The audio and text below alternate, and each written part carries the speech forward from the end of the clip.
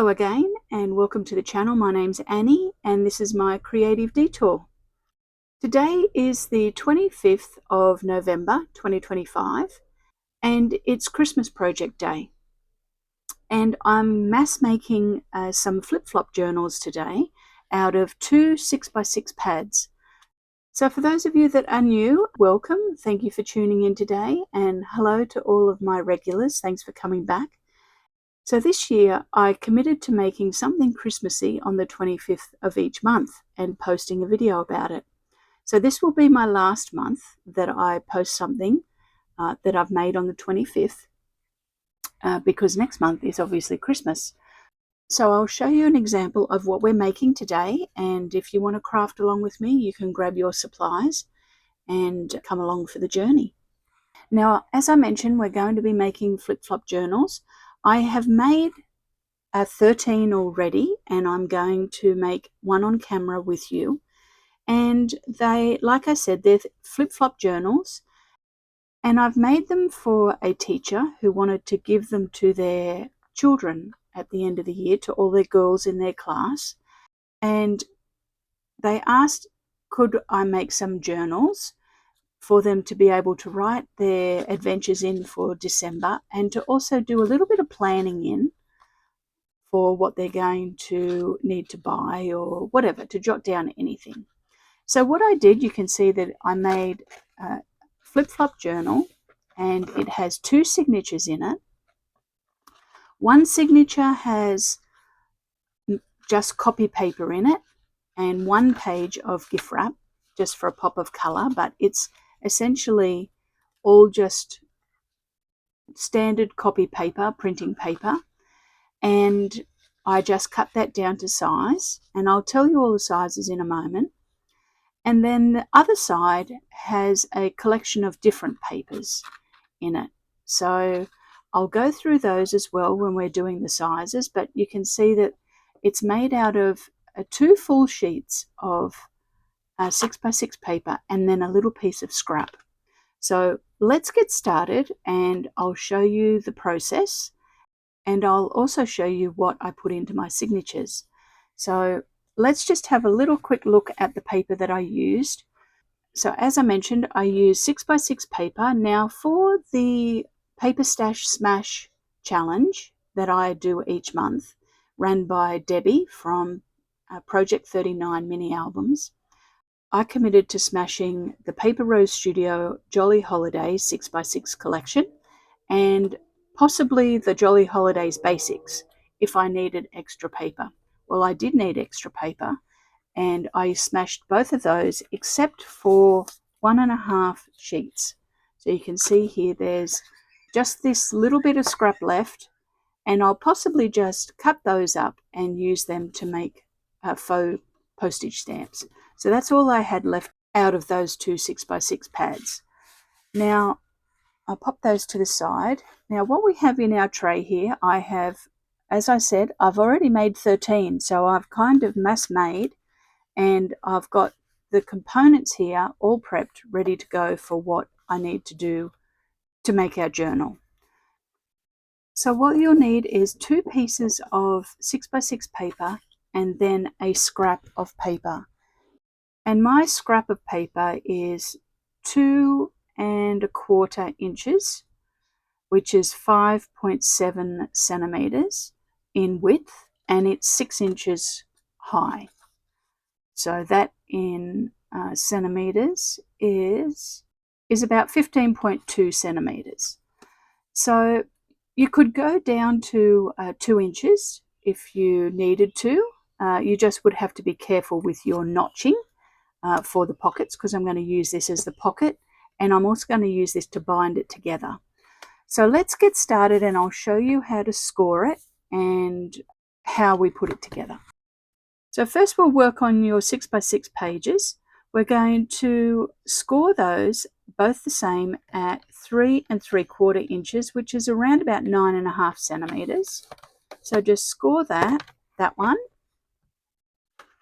and have it the correct orientation, and score the other one. So you want it to be the correct way up in your scoreboard or your scoring tool. And we'll score this one at 3 3/4 inches, like I said. And that's it. That's all the scoring that you need. I'll just put my mat down so I don't get glue on my desk. And then we're just going to fold and burnish that. And you can see that I have already notched one of the pieces of pattern paper. Now you can notch with whatever you'd like to notch with. I used my envelope punch board, but you could just use a circle punch and just notch out a little notch.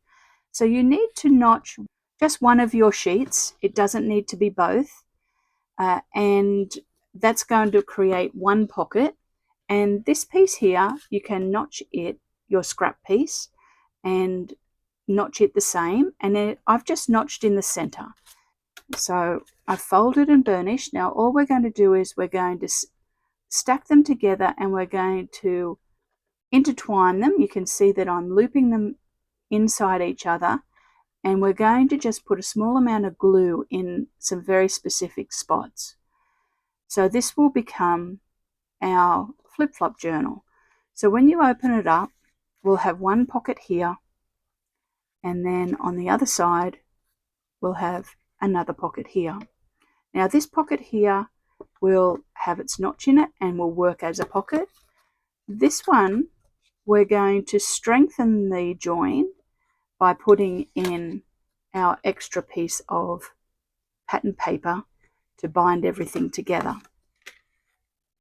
So let's just put a little bit of glue in, and we don't need very much because we need the pocket to work. So we're just going to put a small amount of glue here and a small amount of glue here. And that's all at the moment, because if we glue any other parts, then it will glue the pockets shut.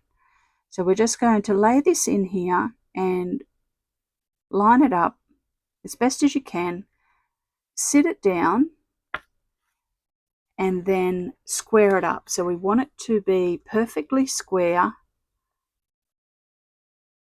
and we're just going to let that bite just a little bit, just for a moment.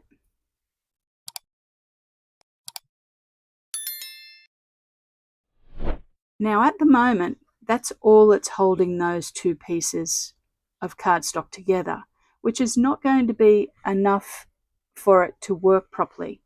That's why we have this additional piece of cardstock. Now you could have this cardstock, like I said, it doesn't have to be a set size.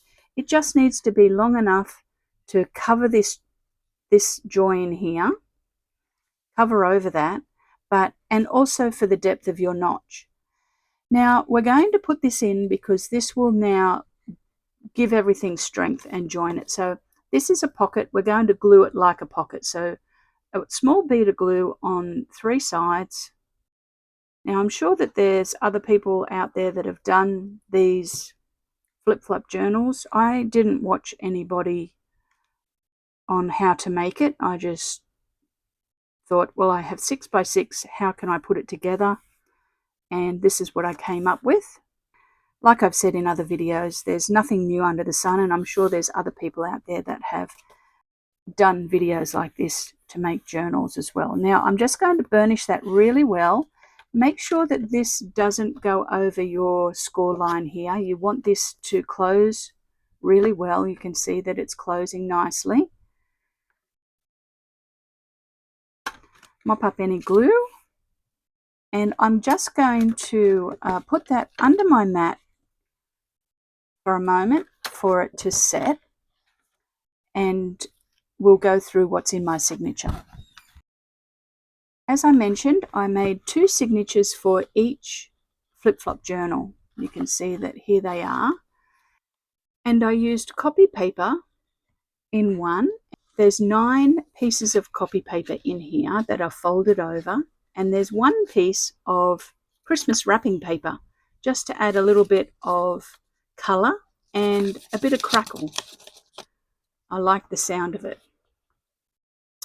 Now the sizes of that paper, 18.3 centimeters, which is 7 3/16 in inches, and in height it is 14.8 0.85. So this is actually an A4 sheet that's cut through the middle, and then the width is cut down. But for those of you that use letter size, that's not very helpful. So just that height again is 14.8 centimeters, and that is around about 5 7/8, just under 5 7/8 inches. And that's because, like I said, it's cut out of an A4 sheet, but you could definitely adjust it so that it works for a letter size piece of paper. I was going for efficiency out of my copy paper. Then you can see that it is just folded and burnished in half. And as I said, there's 9 sheets of that copy paper and 1 piece of wrapping paper in that one. Now in this one, I cut them all to the same size, and I have a brown sheet of paper. It's brown packaging. Then I have some cartridge paper, so drawing paper. Not overly expensive, because obviously this is for children. Admittedly, they're all around 11 and 12 years of age, the girls that are going to be getting this, so they're going to be wanting to write and sketch and stick things in. So some cartridge paper, then a piece of tracing paper, which is, it's like vellum, but it's a little bit thinner. Then another piece of cartridge paper, then a piece of Christmas wrap, then a piece of cartridge paper, then a piece of grid paper, then another piece of cartridge paper, then a piece of lined notebook paper, and then just the last piece of copy paper. So they were my 10 sheets of paper for this signature. So I prepped all those and got them ready, and then once they were all cut and ready, I put them into my cover. So let's do that next. Now the way I did that was I used my long arm stapler. Now if you don't have a long arm stapler, you would be able to put this in by either taking it to your sewing machine and sewing your signature in. So you can see here you could potentially pin that in with some clips and run a sewing stitch, a straight stitch down, and sew your signature in. The other thing that you could do is you could sew it in by hand using a pamphlet stitch. And there's lots of videos on YouTube about how to do a 3-hole pamphlet stitch, and that's all that you would need. So if you need to sew it in by hand, just search a video on 3-hole pamphlet stitch, and then you would be able to follow the process of putting that in. But I'm just going to use staplers because, as you can imagine, I was mass making, and I need to think about the time and also the people that are going to be using it. So that came into my decision. So all I'm going to do now is, you can see I've put 1 signature in, and you can see that the signature is slightly smaller all the way around. It's about 3 millimeters smaller all the way around, or just under 1/8 of an inch, and it fits in there perfectly. So I'm just going to now put this into my long arm stapler and staple it. Just with 2 staples. I'll take off the clip and burnish that down, and we'll do the other side. So I'm just popping it in, folding the middle into the middle, and leaving it tilted while I put a clip on.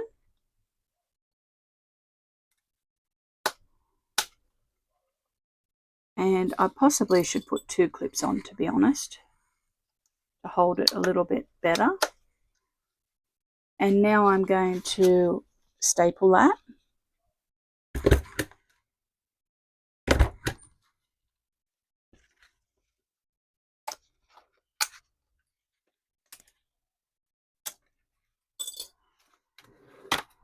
And I'll just burnish down those staples, make sure that they're down really well.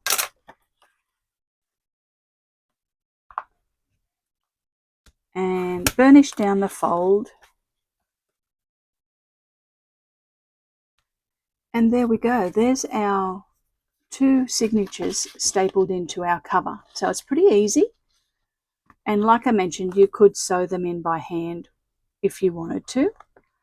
So now all I have to do is put a closure onto it and decorate it. So I do have some leftover cut apart sheets that you could put into your pockets. So I've got one here, and I think one is all we need at the moment. As you can see, I have a cardinal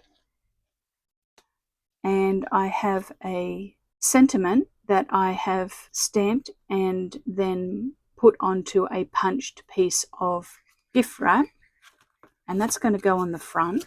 So I just stamped onto a piece of white cardstock a sentiment that I thought was appropriate. Now this one says from our home to yours because we've got a house on the front. And I punched out of my gift wrap, my Christmas wrapping paper, just a candy stripe. I have glued that together to mount it just so that it stands out a little bit more. And I punched some decorative corners into my cut apart from the collection and just mounted it onto some cardstock, and I'm going to make that into a tag. So I've got a little piece of ribbon here. I'm just going to put that on and use my tiny attacher to secure that. So I punched a little slot in it with my punch, and the punch that I used to do the top of this tag and the slot was the Very Best Trio punch from Stampin' Up. It's a retired punch, but I use it all the time. It's excellent. And I'm just going to secure that with a staple. And I'm going to now use a piece of ribbon to wrap all the way along. Now, for those of you that are interested, I think this is around about 55 centimeters long. I think that's around about 22 inches. The first thing I'm going to do is I'm going to tie my bow around and onto my journal so that I get the position where I want it. So just a basic bow, nothing fancy. And I won't cut it down yet. And I'm just going to scoot it around so that it's where I want it to be. And I want it to just be at the bottom of this house here. And then I'm going to put my tag on that I've made and secure that ribbon. So lots of glue on the back. Now on the different journals that I'm about to show you, I've used ribbon on some of them, and on others I have done a different type of closure. I've used twine, so I've punched holes in it, but you can put a closure on it however you want. I'm going to hold that on, get it to bite, and I'll just snip off the ribbon a little bit at the top, tidy up those ends. And then the last thing I'm going to do is I'm going to stick this little sentiment on the other side. Now with a flip-flop journal, there isn't any particular front. You can have front or the back working as the front. It doesn't really matter. So I didn't want to make one side more embellished than the other. I wanted it to be very similar on each side. So there we go. There's our little flip-flop journal. And they're going to be perfect to gift to the girls in the teacher's class. And they'll be able to jot down all of their thoughts and memories and ideas and shopping list for Christmas. So now we'll have a little bit of a look through the 14 that I made. Okay, so let's have a little look at the one we just made. So it's got a house on one side and a cardinal on the other, and it's got a ribbon closure that opens up with 2 signatures. So that's pretty cute. Then the next one, it has a Santa on the front and a different sentiment, but the same method. It's got "'Tis the season to be jolly," because Santas are always jolly. And it has a season's greeting tag on the back, and you can see that the closure is different. Let me open this closure up and show you. So it's twine. It's got 2 holes punched into the tag with an eyelet in each, and then a loop tied in the end with a knot, and that threads underneath the tag and then comes out the other side, and then that comes around, and then the longest length of twine goes through that loop. I'm not sure whether you can see, it goes through this loop and comes back on itself, and then you tie a bow in it. So it's a cute little closure that works really well. So they turned out quite nice, and I like just the twine sticking up the top. And so I got 3 of those ones. And then we have this one here, and this one has our nutcracker or toy soldier on the front, and it's got a twine closure as well. And I've just stamped fa la la on there and stuck it on. And then on the back it's got happy holidays. And so the same process. It ties shut with the loop here and the twine wrapping around. Then we have this one, and it has a bell on the front with a nice tartan in the background and just a Merry Christmas. And then on the back we have a cut apart with a toy soldier with houses in the background, and I've used the ribbon closure that we did together, and I ended up with 3 like that. And then the last one, I have a bell with a fa la la la, and then on the back we have Joy to the World with a green timber grain in the background, and I've just used some plain red twine with this one and aligned it with the red stripe and tied it in a bow on the side. Okay, so here's our 14 flip-flop journals that I've made. They're perfect for mass making, they're perfect for using up your 6x6 paper pads, and they're perfect for little journal gifts for the children at school. So if you liked the video today and the project, I'd really appreciate it if you could give the video a like and a thumbs up, and subscribe to the channel. And I hope you're all having a wonderful week. Thanks for stopping by again, and I'll see you all very soon with another project. Bye for now.